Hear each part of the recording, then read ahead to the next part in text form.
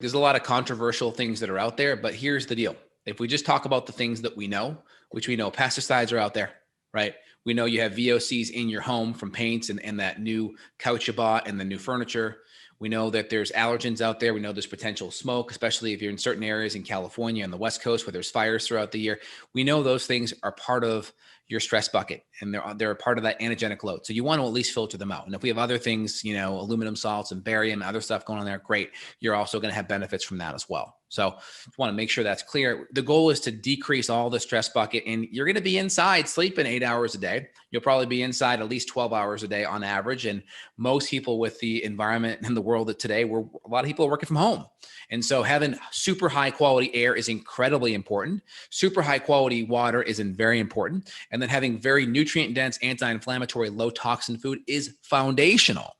And then after that, we can kind of talk about natural antihistamines and things to help kind of dry up sinuses. So I like NAC, I like bromelain, I like quercetin, I like stinging nettle. I also like things like potassium bicarb. I also like things like kidney glandular and DAO, diamine oxidase. My plug here is a product called Allerclear, which has some of these things in it. I know Evan has a allergy product as well. Evan, what's yours called? Histamine support.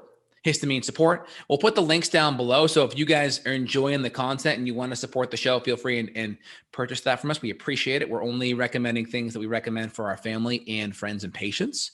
So those are helpful. Now, again, I always draw a line like, okay, what's conventional medicine doing? Zyrtec, Allegra, Singulair, Nasacort, right? We already know they're like antihistamines, H1 antagonists, steroids, right? Leukotriene blockers. That's the mechanism over there on conventional medicine, which we know has more side effects, right?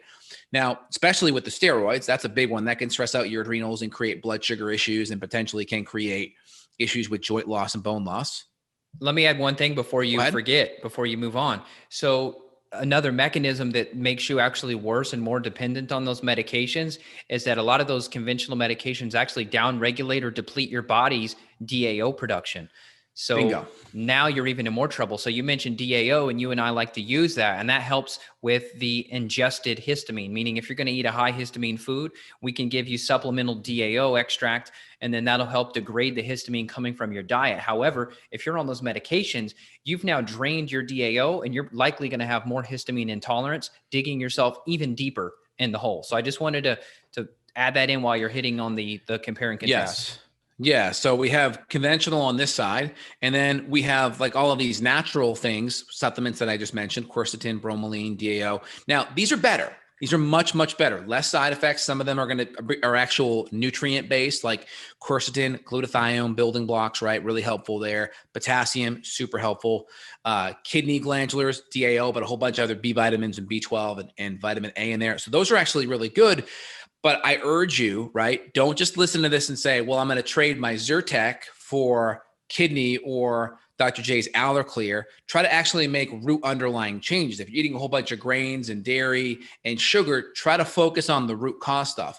Or if you know you're outside a lot and you're not doing sinus irrigation or you don't have air filtration, try to get the external environment in your home, external environment in your sinuses, and your internal with your body fixed first if you can. Now, it's okay if you go to these supplements at some point, but try not to go to them first, because then we're just kind of acting like conventional medicine, even though these have less side effects. Like Evan mentioned, they don't deplete DAO. Some of them build it up, and some of them also have nutrients. So still better, but we don't want to replace palliative care with just supplements. We want to get to the root cause as well.